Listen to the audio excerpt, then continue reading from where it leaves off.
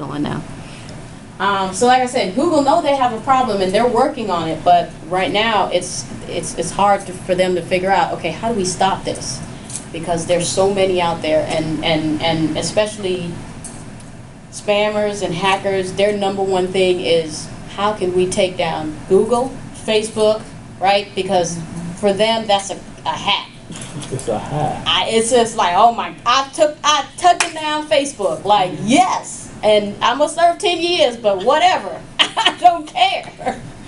you understand? So do not download any content that you're not sure about. So Microsoft has built in Windows 7 and Windows 8 now to where every time something is trying to download, you've got to approve it. If you're not sure about it, my dad calls me all the time, Diane, such and such. Daddy, just say no. just say no. Just say no. If you're not sure what it is, just say no.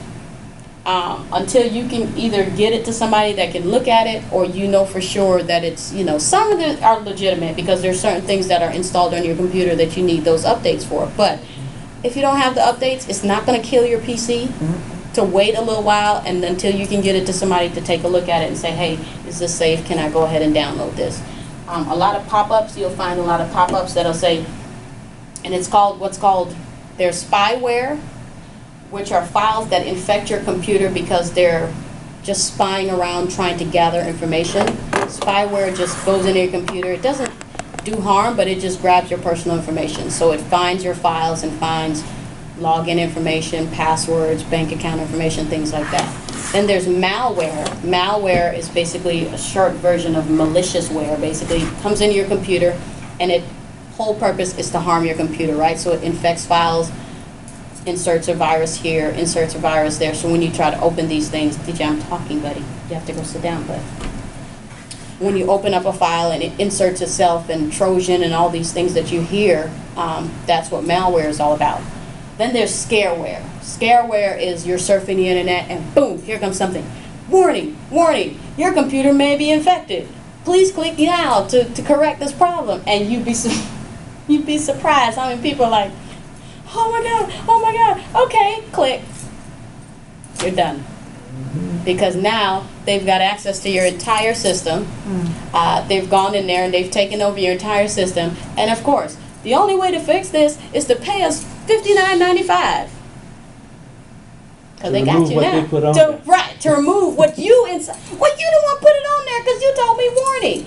And that's called scareware. And you'd be surprised how many people get caught by it because they're not used to computers. They're not used to, especially older people. I know my dad calls me all the time because sometimes it'll pop up, and until I got there and actually fixed his PC, yeah, it was popping up every 5 minutes. Warning, warning, warning. And they are paid basically to do this because they got ads and all this other stuff, and depending on where you go, these ads are running and right there in the background. So just be careful when you're protecting your castle. How to protect your system. Antivirus is your friend. Get some. I tell people they're free antivirus. The ones I recommend mostly is AVG. AVG is free. Go ahead, download it. It prevents spyware, malware, all that thing. You run it. You can set it up to run automatically, or you can set it up to run manually. Just run it. I tell people run it once a week. You'll be surprised what it'll catch. Download it. It's free. Get it. Use a firewall to protect all your networks. So if you have a home computer and you have a router, install a router. If you don't have a router, install a router. What a router basically does, it sets up a wall between your computer, the internet, and what gets through. So things will hit that router first before it hits you. So set that up. And then when you set up your firewall, once you set up your router, a lot of people don't do this. Take the extra step and secure your firewall by putting a password in, what's called a WPA password. So a lot of times when you connect to a Wi-Fi, you always see this person requires a password. Put that password in. It's there for your protection because you don't know who's coming through and you don't know who's getting through. So go ahead. Again, change your passwords frequently. Be aware of spyware and malware. And another thing I'm going to tell you guys right there when it comes to protecting your system also is be aware of the Wi-Fi networks you're connecting to. Just because McDonald's and Starbucks and all these places has it for free doesn't necessarily mean it's secure, right? So you're connecting, and I tell people, when you're connecting to a firewall or a Wi-Fi that is not yours, don't do anything personal. No online banking. I tell people all the time, no online banking on two things: Wi-Fi and your mobile device. Don't do it, because you're sitting there in Starbucks or McDonald's and you're on a Wi-Fi network and you see John Doe sitting across the table and you thinking he's chilling and doing whatever he's doing. No, in reality, what he's doing, he's got a little spy cam on his PC, and it's actually connecting to your PC and grabbing in all your keystrokes. And he's grabbing all your keystrokes, and when he's grabbing your keystrokes, he's grabbing all the data that you're typing in. So you're sitting on wellsfargo.com, you're entering your password and your username, he's grabbed all that. Matter of seconds.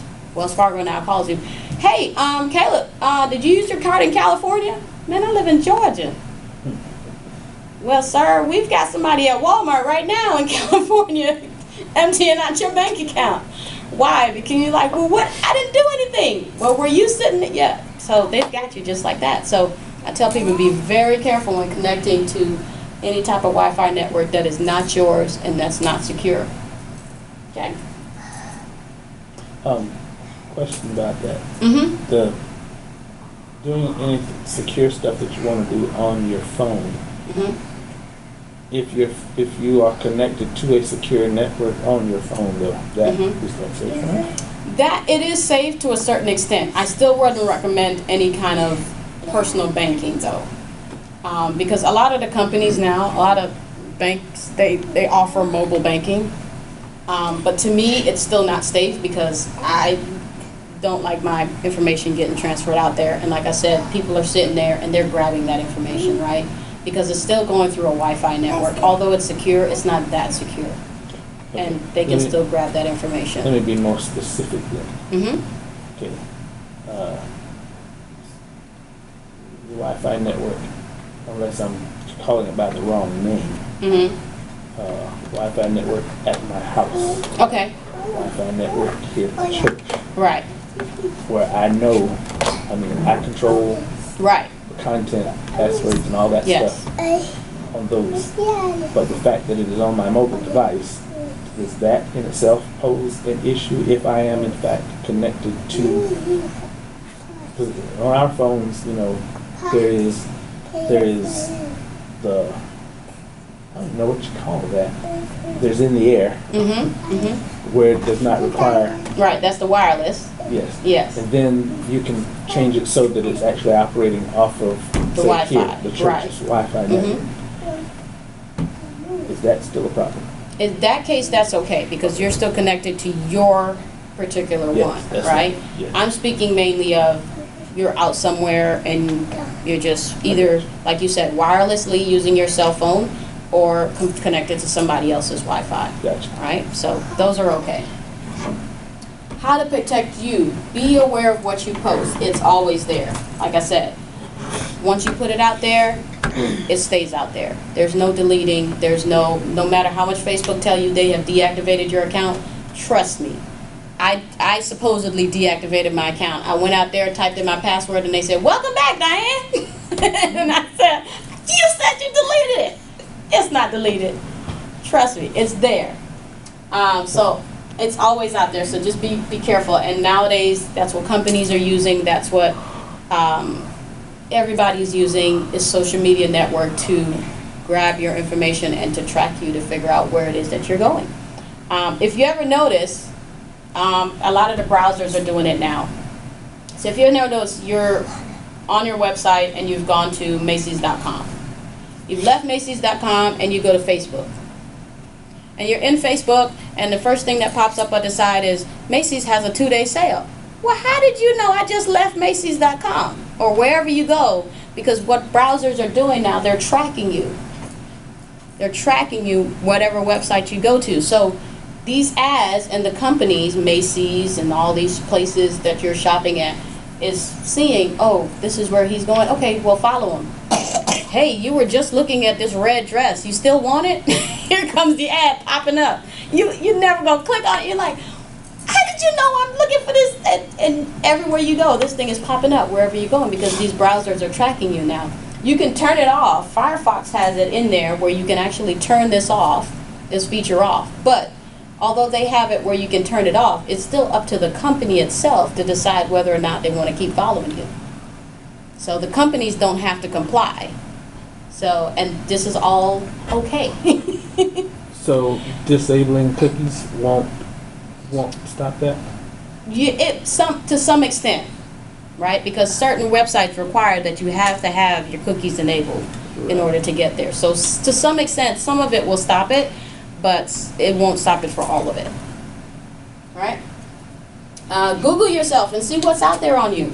I do at least once every quarter. Go out there and just type in your name in Google and just see what comes up. I tell people Google yourself in the search and also in images. A lot of times when you go out there and you type in your name, nothing will come up on the searches. But if you type in your name and click images on Google, you'll be surprised. Pictures galore, and you're like, where did this come from? Because possibly somebody have tagged you on Facebook or Instagram or something, and like I said, that GPS thing is enabled, and they've tagged your name in it, and guess what? Now you're out there, right? See what comes out there, because I mean, although your pictures and stuff can be out there, you never know. I mean, people could be putting crazy stuff out there on you, and you don't even know it, because you've never actually gone out there. So yeah, go out there to the sites, Google yourself every now and then, see what comes up. Again, my favorite, change your password frequently. You've definitely got to do that, because that is what's going to definitely keep you protected as well. All right, so that concludes our class today. Do you guys have any other questions for me? There was something I was going to ask or say or make a suggestion, and I said I was going to wait till the end. Okay. And now the end is here. You can't remember? And I can't remember. But it was something that you were admonishing us to do, I think. GPS settings? No, it's beyond that. Back up maybe 2 or 3 things. I don't know. Anyway, it'll come to me. Okay.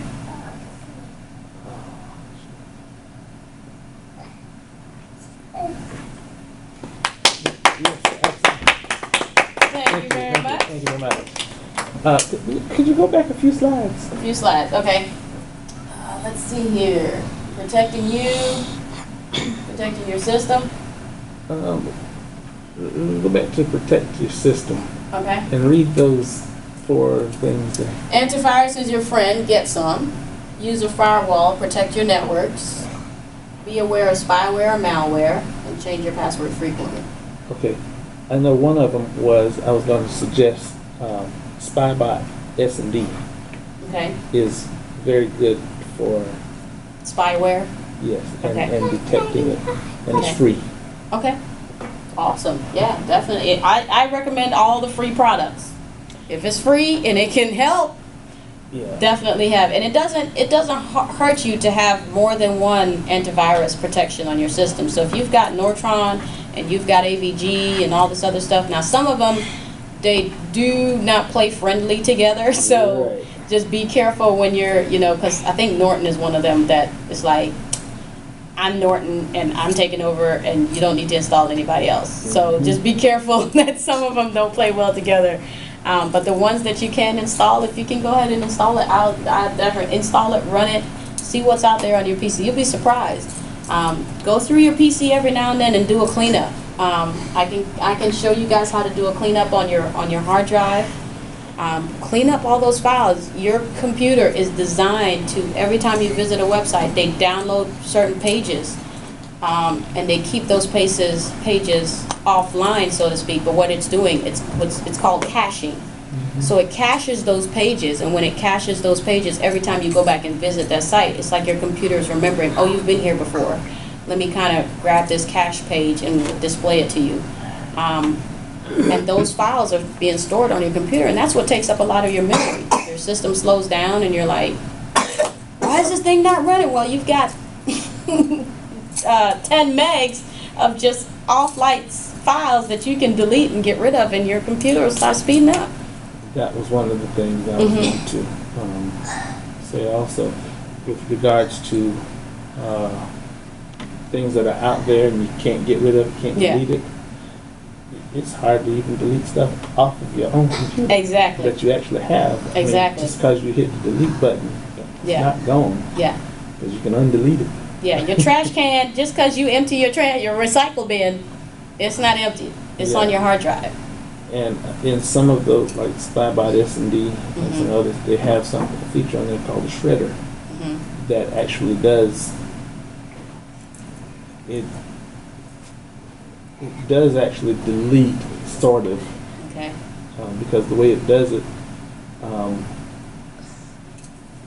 me back up. When you delete stuff off your hard drive, it doesn't name it, but the information is still there until it's overwritten by new information. That's why they're able to go back and undelete it. So if that space on the hard drive hasn't been rewritten with some new information, you can retrieve that. And what the shredder does is kind of like with the paper shredder.